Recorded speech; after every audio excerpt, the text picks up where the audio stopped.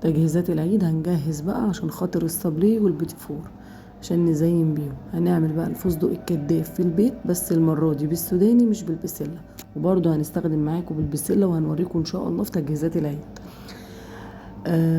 يلا بينا نسمي الله ونصلي على الرسول. بس ما تنسوش اللايك والشير وتفعلوا الجرس في قناتي، دي حياتي وده شغلي، بحبكم في الله. وما تنسوش تدعوا لاخواتنا في فلسطين. المقادير بقى بتاعتنا مكتوبة على الشاشة. هننزل بنص كيلو من السوداني، نص تحميصة جايبينه، ده هيكلفنا في حدود 40 جنيه. وهننزل عليه بمعلقة صغيرة من لون الطعام الأخضر. هنقلب لون الطعام مع السوداني كويس، وهننزل بالمية بتاعتنا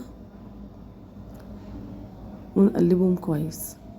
اول ما نقلبهم كويس تاخد معانا اللون ده، هنسيب بقى السوداني منقوع في المية لمدة 10 دقايق، ربع ساعة بالكتير. بعد 10 دقايق هنقلبه وهنوريهولكوا كده شرب المية بتاعته كلها زي ما انتوا شايفين كده. هنجيب بقى الصينية بتاعتنا او في القلاية الكهربائية، وهنحط فيها السوداني بتاعتنا لمدة 3 دقايق. في الفرن هياخد له من 5 ل6 دقايق. بعد ما اتحمص معانا هنطحنه في الكبة بتاعتنا.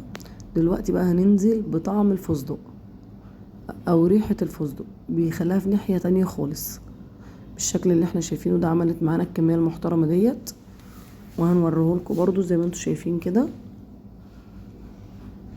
خلصناه بقى ما شاء الله اللهم بارك، هيعجبكم جدا وهيوفر معاكم. دي نفس طريقة محلات الحلويات. ما تنسوش بقى اللايك والشير وتفعلوا الجرس في قناتي، دي حياتي وده شغلي، بحبكم في الله.